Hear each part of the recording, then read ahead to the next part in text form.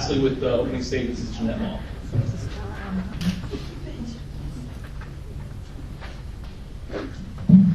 It's great to see all you here tonight. I want to summarize who I am in one sentence. I am a pro-life, pro-gun, conservative mother of 5, and that's exactly what I believe we need in Washington, D.C. And I think part of the problem we're having in the nation right now is we've all heard the 30-second sound bites, the people who can talk the talk, but they don't walk the walk. And so when I tell you I'm pro-life, I don't just say that. Those are not mere words. I graduated from college with an infant and a 1-year-old. I've done 3 special needs adoptions from Children's Services. I live pro-life 24/7, 365, and that's why I've been endorsed by Family First. And when I stand in front of you and I tell you I'm pro-gun, I don't just say those words. I opened the Washington, D.C. office of Ducks Unlimited working on federal gun legislation 20 years ago. I stood in front of the United States Supreme Court. I wrote a friend of the court brief on behalf of the United States Bill of Rights Foundation, supporting your Second Amendment rights to bear arms, and won a national award from the NRA doing that, and I'm a concealed carry permit holder. And I understand that the #1 concern that everyone in this room has is jobs and the economy. We were in a recession before there was a recession, and we've got great companies like Yankee Wire right here in Coshocton, Jones Metal. We've got great companies that are doing great things. But we need to have leadership that's going to expand that and take advantage of the resources we have. You here in Coshocton, you need highway access. We've got tremendous opportunity in the 18th district with the intersection of 70 and 77. Half of the nation passes through our district every year. We need to be taking advantage of those manufacturing, distribution, and transportation opportunities we have right here in our district. But it all goes back to those constitutional principles. We are a nation that is to have a line drawn in the sand. The Constitution protects our God-given rights. And it's not enough to say, I believe in the Constitution. We need somebody who lives those values. I was on the bench for 10 years in Cambridge. I was never reversed on appeal because I knew my job was to interpret the law, not to write it. I've been endorsed by Liberty Committee because I understand that we live in a constitutional republic. So I'm asking that you join my team. If you look in front of you, you got my literature. I'm asking for you to join my team and help me make Nancy Pelosi the former Speaker of the House. And if you look in your lit, there's a postcard you can send me, because when I get sworn in, I'll get the opportunity to talk to Nancy, and I'd like to know what you'd like me to tell her. So be sure you fill that out and you give that to me before you leave. Thanks very much.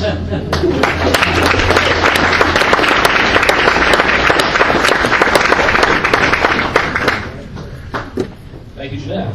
We're going to open it up for questions now. There were pads out in the foyer, but if you didn't miss that, or if you missed that, you'll notice that there are index cards on your table. If something comes up that you want to write a question to, go ahead and write that down. Somebody will be by here in a little bit to get those, maybe about 20 minutes or so. A couple quick notes for the candidates. We want to remind you all that you're not running for the Senate. No filibustering, please. Keep the answers down to about 1 minute. We also want to remind everybody about Reagan's 11th commandment. Thou shalt speak ill of no other Republican. So keep it civil. Issues are fine, but keep the personal attacks down. Okay. We had a couple different people ask this question, and what we'll do is this time we'll start with Fred, work our way this way, and end up with Bo last. Why are you the best person to beat Zach Space?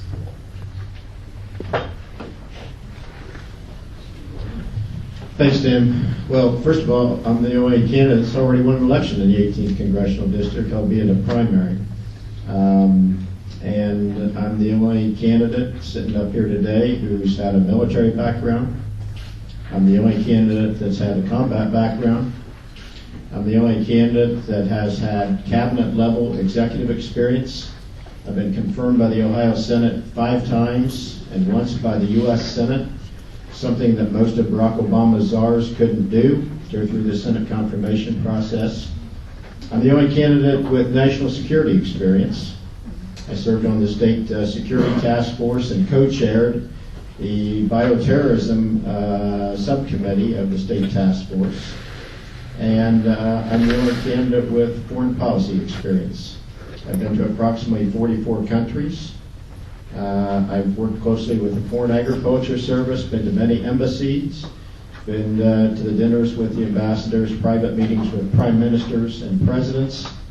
Foreign policy is very, very important. It never comes up at these debates, and it's hard to explain foreign policy in 60-second sound bites. So I've never been an elected politician, never been an elected official, but I've had a box seat to see what goes on in government, and quite frankly, some of it makes me very sad to see what's happening. And I want to go and change, and I have strong qualifications to do that. Thank you.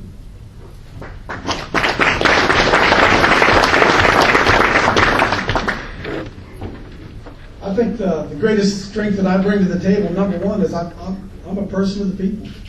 I'm not. I was a football coach my whole life until I got sued by the ACLU in 1987, playing with our football team, and it awakened me to what was going on in America.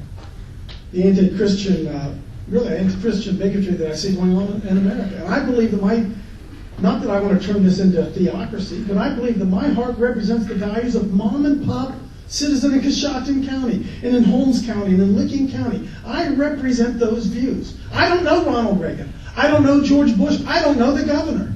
But I know our next door neighbor. I know the people that I went to high school with and grew up with. I understand their hearts and their concerns. Now, if the answer is, if you want to send to Washington, D.C., somebody that's got all this great political experience, I want to tell you folks, I think that's scary. I think it's political experience that has got us in this mess. I'm a straight-shooting, God-fearing, unashamed Christian man who will fight for truth, justice, and the American way. And I'm going to tell you this. My brother, who died in the World Union Democrat, told me the other day, he said, "I've never voted Republican in my life." He said, "I'll cross over and I'll vote for you." Because he understands that it's Republican, Democrat thing, folks. Man, oh man, those of us who are on the same page, who are concerned about the direction of this nation, I'm a fighter, and I'll take it to the end. It's been my history. Thank you.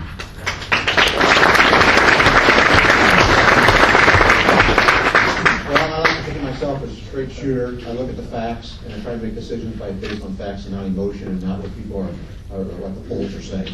And I'm the only candidate up here that's ever won an election to hold that elected office, and I've won, I guess, 4 elections, and quite decisively. And when you run in the Ohio House, you're up on the ballot every other year, and so people get a chance to kick you out or re-elect you.